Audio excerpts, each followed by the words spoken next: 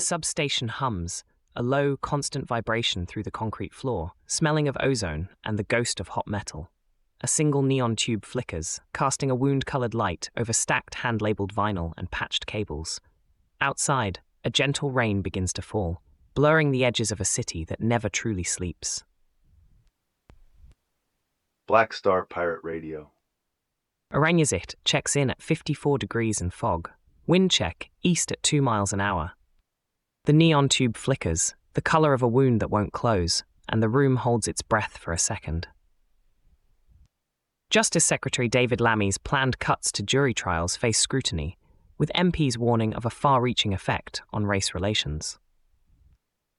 Lammy's proposed changes remove the right to elect for a Crown Court trial, which allows a defendant to choose between a magistrate's court or a jury trial in the Crown Court.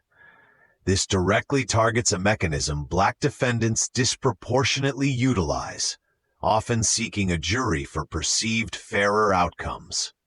A cross-party committee of MPs concluded these changes could have a far-reaching impact on race relations. Adding one braid, these cuts echo older patterns where perceived fairness erodes trust in the system itself, creating a collective doubt in the very institutions meant to protect. Provenance shows this is not new. It's a recurring structural vulnerability. The architecture of justice demands more than procedural efficiency. It requires public confidence, a civic structure now showing critical stress fractures in specific communities. We must map these weakened points and design new frameworks that center equitable access for all, starting with preserving fundamental choices. The pull between the state's pursuit of efficiency and the public's demand for equitable justice. Signal coming in. Patching in a caller. You're on the signal. So should we just accept these new trial rules, letting the system dictate terms? To consent or not, that's the structural decision, isn't it? Our internal compass points to what serves dignity. Lex, what's a clear alternative path here? A clear alternative path remains, fully funding existing legal aid mechanisms for defendants in magistrates' courts, ensuring access to counsel remains robust. This preserves the individual's choice of venue without creating a two-tiered system based on means. The next move experiment involves active documentation through the Radio Chronicle Challenge. We need a registry of these experiences, building a civic memory that resists institutional amnesia, particularly concerning justice access in diverse communities. This fortifies trust where it's worn thin. Designing resilient architectures requires participatory design protocols. We could pilot a legal rights mesh through the Gig Passport network, connecting citizens to pro bono legal counsel via matrix rooms when these cuts bite. This rebuilds consent from the ground up, empowering individuals to navigate systemic shifts.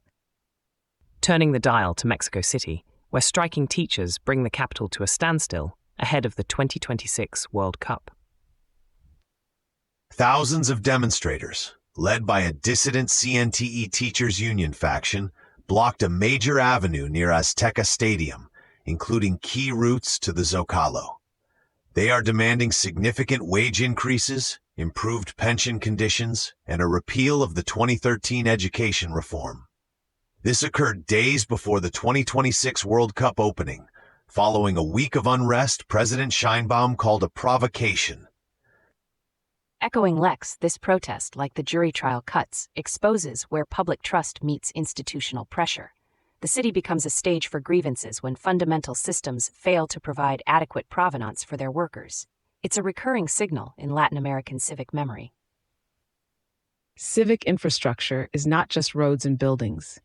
It includes the social contract, which these teachers are actively renegotiating on the street. Their collective action bypasses official channels, creating a new temporary public square through organized disruption. This is direct, if uncomfortable, system design. This friction, where the public squares meet national spectacle. We have another caller, patching in. Do these teachers have any other way to get their demands heard? Or is this the only option they have left? Understanding the vector of action is key. What's a concrete alternative path here, Lex? A concrete alternative involves reopening direct, transparent negotiating tables between the CNTE leadership and the Federal Education Ministry, addressing specific wage and pension demands before major international events like the World Cup. This bypasses the need for disruptive street action while acknowledging their legitimate claims. For a next move experiment, we could leverage Lesson Planner to share open-source curriculum materials created by striking teachers, demonstrating their value beyond state-mandated structures. This builds solidarity and independent educational provenance, showing the depth of their commitment. Building civic architectures that favor consent means creating decentralized civic engagement platforms. A localized, local signal radar could map community support hubs and independent educational spaces, turning disruption into a structured network of aid and mutual learning. From urban standstill to unexpected encounters. Our final signal reports from a Japanese city facing a wild architectural challenge. In Sapporo, Hokkaido, officials shut down nearly 100 schools after an unprecedented string of brown bear sightings dangerously close to residential areas. One bear was spotted within 500 meters of a junior high school, leading to a citywide advisory for children and parents to stay indoors. This exposed students, teachers, and local families to immediate safety risks and disrupted public education. This event in Sapporo weaves into ancient myths of the wild encroaching on human spaces, a direct reminder that our built environments are not truly separate from nature's provenance. The bears, driven perhaps by habitat loss or food scarcity, become messengers of an ecological imbalance. Who carries the burden of this negotiation? When the wild reclaims territory, it forces us to bend our urban rules. The immediate shutdown is a reactive patch. A better system design would explore wildlife corridors through urban planning or develop advanced non-lethal deterrence, integrating rather than simply excluding, to create a more resilient interspecies civic architecture. The unexpected convergence of the wild and the regulated. Another caller on the line. So, is it just about keeping people safe?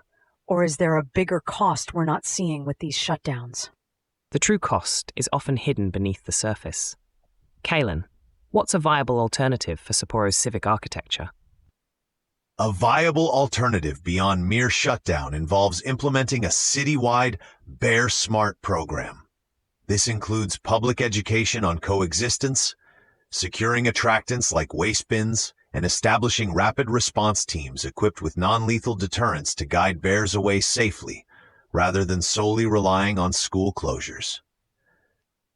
For a next move experiment, we could initiate a myth and map project through the Radio Chronicle. This would collect local stories of human-bear interaction and overlay them with current sighting data, building a community understanding of shared provenance and fostering dignity for all inhabitants, wild or civic.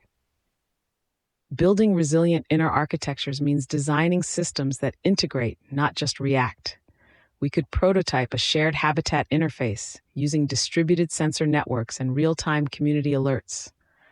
This allows citizens to actively participate in monitoring and adapting urban spaces to shared use, co-creating consent with the wild. Black Star Pirate Radio. Continue the signal at TogeeVision.com. Tune in, Sparks and Stories, Gig Passport.